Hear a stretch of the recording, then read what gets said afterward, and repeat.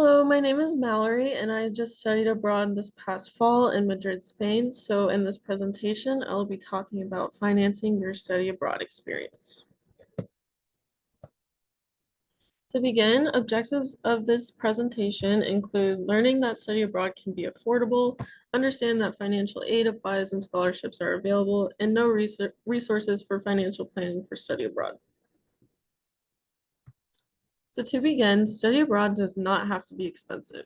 We realize that study abroad might have a reputation for being expensive, but in some cases, it is actually cheaper to study abroad than it is to live here in Chicago, especially when it is possible to live and study in a destination that has a much lower cost of living.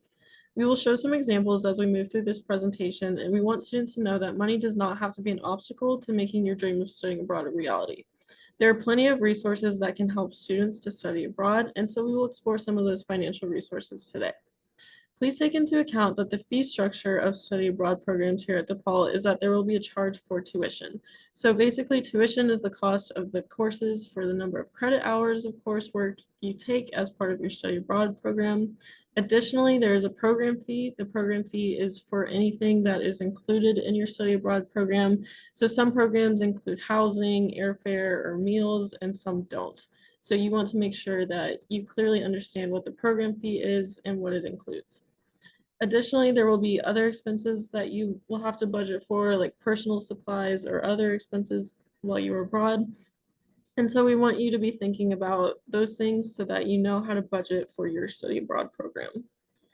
In terms of the program type, it is often less expensive to pursue a short-term study abroad program because you'll be abroad for a shorter amount of time, which means that expenses can be minimal. If you decide to study abroad for a longer amount of time, you will have to have more funds available to sustain you during the quarter program, semester program, or even a full academic year, depending on the duration of your program.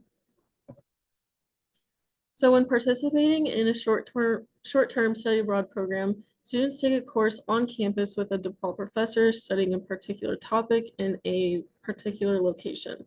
Some short-term programs have one course associated with the study abroad travel portion, and some programs have two courses that are mandatory to study abroad. Students would take the course or courses during the quarter and then travel with their professor and classmates over the break. So if you take a course in the fall term, then you travel in the December intersession. If you take a course in the winter quarter, then you travel during spring break. If you take a course in the spring quarter, then you travel in the summer break. Travel happens for 1 to 3 weeks with your professor and all of your classmates. If you are an undergraduate student, then you will not have any increase in your tuition because you will include your study abroad course as part of your normal 12 to 18 credit hour course load during the quarter. If you are a graduate student, however, it depends. If the course you're taking counts towards your degree program, then there will be no extra charge. If the course you are taking as part of the study abroad program is extraneous and does not count toward your degree here at DePaul, then you will pay tuition for the course per credit hour. Please note that full-time status for graduate students is 8 credits per term. Typically, the program fee on short-term programs includes the cost of airfare and on-site transportation expenses, so students can get a lot of bang for their buck on a short-term program. For some programs, the program fee includes everything, so be sure to carefully look at program fee inclusions and exclusions. Some include the airfare and some don't. That's the biggest difference between the programs and their fees. Another good thing about short-term programs is that you only have to take 1 to 3 weeks off from work, so it's easier to still fulfill your professional obligations while still participating in a study abroad program. So remember to save your money for the program fee and hunt for as many scholarships as you can. So here's an example of what a short-term study abroad program fee includes. This is straight from the program page for our business program in England this December, which takes place over 11 days in and around London. See that it covers the flights, hotels, specific meals, and all the program-related activities while there. It also includes additional insurance specific for international travel. If you look at the program page under this, it will usually give you an estimate for additional expenses, though take that with a grain of salt because you can only influence that number. For example, this one says that students reported spending an extra $700 outside of the published cost I know the stipend given to students for meals is very generous and is still less than half of that. So I'm guessing that students reporting their spending were accounting for a lot of shopping or nights out. Just like here, you can spend a night eating in the West Loop and then shopping, or you can have a Chicago experience by having Portillo's and then hitting vintage shops on Belmont. One more thing about short-term programs, they are short but full of included activities. So there's not a ton of time in which you have to fill time with expensive activities. We will always try to build in some free time for students to explore on their own, but it is generally not a lot of free time in these short-term programs that are packed with daily activities. So now looking at term-long programs, they run for either a 12-week quarter, a 16-week semester, or even a full academic year. Students pay tuition for a full course load and remain in full-time student status. As long as students stay enrolled in 12 to 18 credit hours per term, there will be no increase in tuition. Tuition will stay the same. If a study abroad program offers courses that contain a larger number of credit hours so that the total number of credit hours taken at the partner institution abroad exceeds 18 credit hours per term, then there will be an increase in the tuition that is charged by DePaul. DePaul will charge additional tuition fees on a per credit hour rate.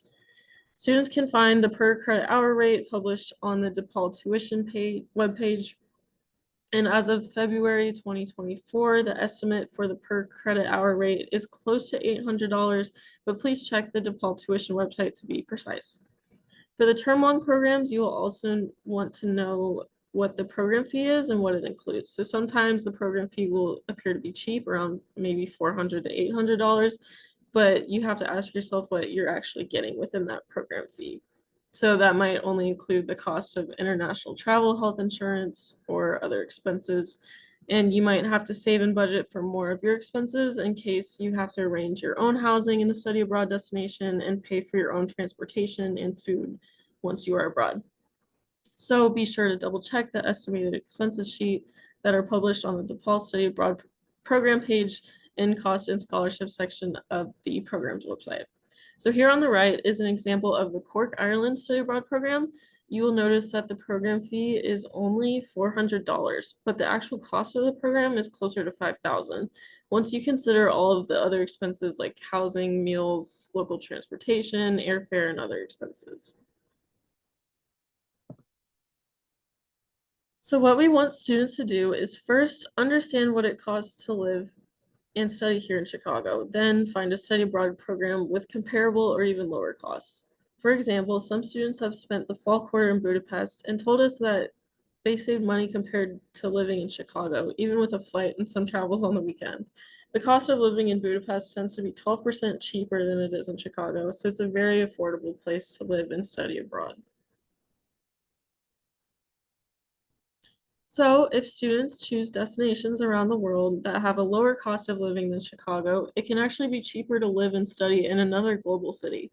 You can use cost of living comparison tools like expatistan.com to research study abroad destinations that have a better cost of living than here in Chicago. For example, DePaul Study Abroad offers many programs in Latin America where students can live in beautiful cities that can be more affordable. For instance, in Merida, Mexico. Now, moving into scholarships for study abroad, all students who apply on time for a DePaul-sponsored study abroad program are considered automatically for a scholarship from DePaul Study Abroad. Students do not need to fill out or submit a separate application for a DePaul Study Abroad scholarship, and we award just around $500,000 to students each year. Students are awarded a scholarship based on a combination of their academic merit and their financial need. A small number of awards covers 90% of costs up to $5,000 and more cover 25% of costs up to $1,000. Study Abroad also posts a list of scholarships by category, so that includes need-based, program-specific, diversity-based, etc., on a dedicated scholarship page on our website. And there's a scholarship appeal process. So let's say you have received a scholarship notification from DePaul Study Abroad and we awarded you $1,000 to study abroad, but it's not enough. Then you can contact us and apply for a scholarship appeal, and it is possible that we may be able to award you a larger amount of funds depending on your special circumstances. So that's an option for students to use as well. And please make sure that you are also hunting for scholarships outside of DePaul. There are so many organizations out there that want to help students fund their study abroad programs. So the earlier you start researching those funds and applying, the better your outcomes will be. Additionally, check the eligibility criteria for each organization and apply to every scholarship that you are eligible for. Increasing the number of scholarships that you apply to will increase the chances of winning some awards. Also, think about who you are, where you are going, and what you will be studying. You can look for scholarships based on those criteria and apply to scholarships that are relevant to you. Also, you can think about your gender, any religious affiliation that you may have, your cultural heritage and ethnic background, all of the identities that make you unique. Look for scholarships based on those things as well. And did you know that one of our advisors here at the Study Abroad office won a study abroad scholarship from the Daughters of Italy charity organization simply because she had an Italian heritage? For Jewish students, there is an organization called Kahal that gives out scholarships. So for male students, men are considered minorities in study abroad because 73% of study abroad students are actually female. So men have a good chance of winning study abroad scholarships for underrepresented students. So please be sure to hunt for these types of funding opportunities for criteria that are relevant to you. Let's also highlight a fantastic scholarship called the Benjamin Gilman Scholarship. It is sponsored by the U.S. Department of State because they want more U.S. students to go abroad and engage in citizen diplomacy. So they are willing to help fund students' academic programs abroad. Any students who plan to study abroad and has a federal Pell Grant should apply. There is a great success rate for winning. For example, students have a 1 in 3 chance of winning the award. Additionally, students have strong support from DePaul study abroad advisors to improve applications. Study abroad advisors, including Alma and Kara, are available to help students and proofread their essays in order to make them stronger. DePaul Study Abroad is proud to say that we have had 6 students win in the last Gilman Scholarship application cycle, and these students were participating on both short-term and long-term options. Another option is to start an online fundraising campaign. You can ask your family, friends, religious community, work community, and all the communities you belong in to help support you as you reach towards achieving your academic goals. If you give people a chance to support you, you might be pleasantly surprised at how people will show up for you. So let them know what you are trying to do and how they can help you. We recommend to start with a small goal of maybe $500 to $1,000 and see how many funds you can raise. DePaul students have used this action in the past and it has helped students fund their study abroad experience, so give it a try. Now let's talk about some resources to help you plan out how you can budget and plan for how to pay for your study abroad program. Advisors and program managers at the DePaul Study Abroad office are always available to help students understand what the program cost is, what is included and not included, and how to understand all the estimated expenses that are published on each program website. DePaul Study Abroad advisors and program managers can also recommend specific scholarships to students, so please talk with them.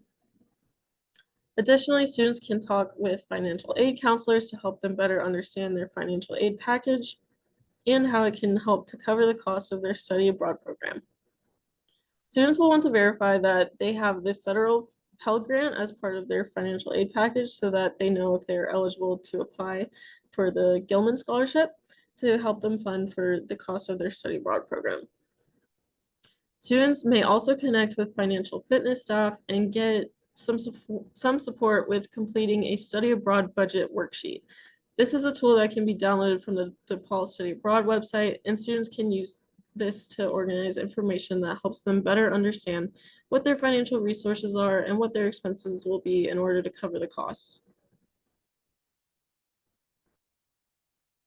I hope you have found this presentation helpful. Please remember that there is money out there to help you fund your study abroad experience. You just have to hunt for it. Please do not let money prevent you from studying abroad, as it is an amazing experience. If you have any questions, please feel free to email our DePaul Study Abroad office at abroad@depaul.edu or come into our office in SAC 460. Thank you so much.